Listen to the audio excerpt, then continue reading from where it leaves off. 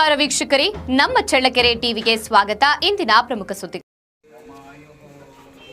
ಶ್ರೀ ಗುರು ತಿಪ್ಪೇರುದ್ರಸ್ವಾಮಿ ದೇವಸ್ಥಾನಕ್ಕೆ ಆಗಮಿಸುವ ಭಕ್ತಾದಿಗಳಿಗೆ ಬಿಸಿಲಿನ ತೊಂದರೆಯಾಗದಂತೆ ನೆರಳಿನ ವ್ಯವಸ್ಥೆ ಕಲ್ಪಿಸಲಾಗಿದ್ದು, ಭಕ್ತರಿಗೆ ಹೆಚ್ಚಿನ ಅನುಕೂಲವಾಗುವಂತೆ ವಿವಿಧ ಸೌಲಭ್ಯಗಳನ್ನು ಅಭಿವೃದ್ಧಿಪಡಿಸಲಾಗುತ್ತಿದೆ.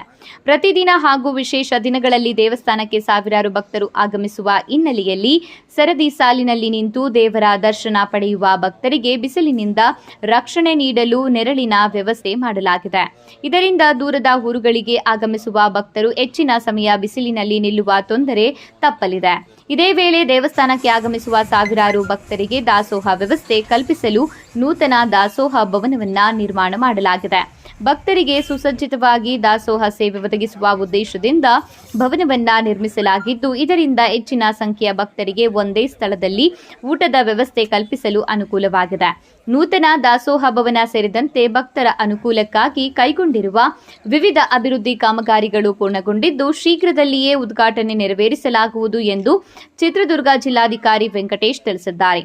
ದೇವಸ್ಥಾನಕ್ಕೆ ಆಗಮಿಸುವ ಭಕ್ತರಿಗೆ ಉತ್ತಮ ಮೂಲಸೌಕರ್ಯ, ನೆರಳಿನ ವ್ಯವಸ್ಥೆ ಹಾಗೂ ದಾಸೋಹ ಸೇರಿದಂತೆ ಅಗತ್ಯ ಸೌಲಭ್ಯಗಳನ್ನು ಕಲ್ಪಿಸುವ ಮೂಲಕ ಯಾತ್ರಾರ್ಥಿಗಳಿಗೆ ಅನುಕೂಲಕರ ವಾತಾವರಣ ನಿರ್ಮಿಸುವುದು ಜಿಲ್ಲಾಡಳಿತದ ಉದ್ದೇಶವಾಗಿದೆ.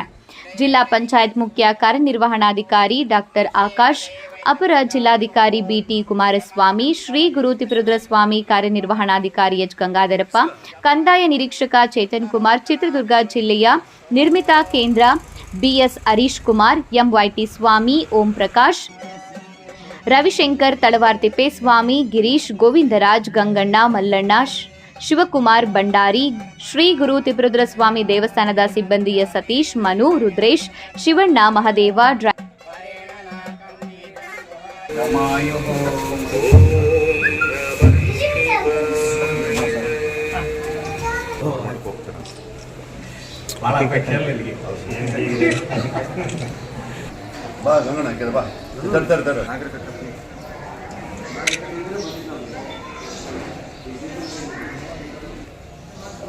ಈಗ ಶ್ರಾವಣ ಮಾಸ ಬರಲಿ ಅಂತ ನಾವು ವೇಟ್ ಮಾಡ್ತಾ ಇದ್ವಿ. ದಾಸೋಭವನದ್ದು ಕಾಮಗಾರಿ ಕಂಪ್ಲೀಟ್ ಆಗಿದೆ.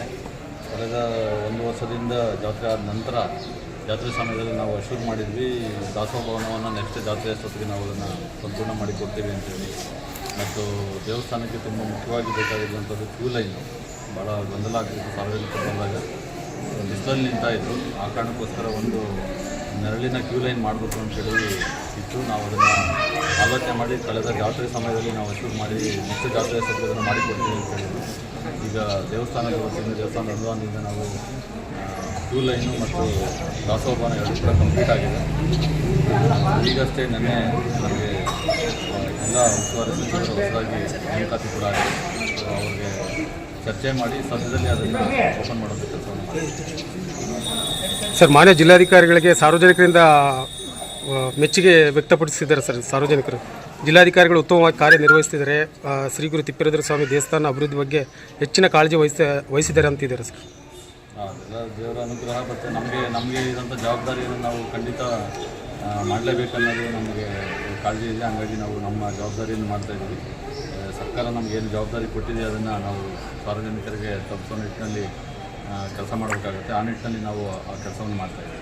ಶ್ರಾವಣ ಮಾಸದಲ್ಲಿ 1 ತಿಂಗಳು ಪೂರ್ತಿ ಪೂಜಾ ಕಾರ್ಯಗಳು ದೇವಸ್ಥಾನದಲ್ಲಿ ನಡೀತಿದೆ. ಸರ್, ಏನೇನು ಕಾರ್ಯಕ್ರಮಗಳು ಹಮ್ಮಿಕೊಂಡಿದ್ರಿ? ಸರ್, ಶ್ರಾವಣ ಮಾಸದಲ್ಲಿ 1 ತಿಂಗಳ ಕಾಲ ದಾಸೋಹ ಇರ್ಬೋದು ಮತ್ತು ನಿತ್ಯದ ಕೈಂಕರ್ಯ ಪೂಜೆಗಳಿರ್ಬೋದು ಎಲ್ಲ ಕೂಡ ಮಾಡಿದ್ದಾರೆ. ಸಾಂಸ್ಕೃತಿಕ ಕಾರ್ಯಕ್ರಮಗಳು ಕೂಡ ಇರ್ತವೆ. 1 ತಿಂಗಳು ನಿರಂತರವಾಗಿ ಪೂಜೆ ಮತ್ತು ದಾಸೋಹ ಕೂಡ ನಡೆಯುತ್ತೆ.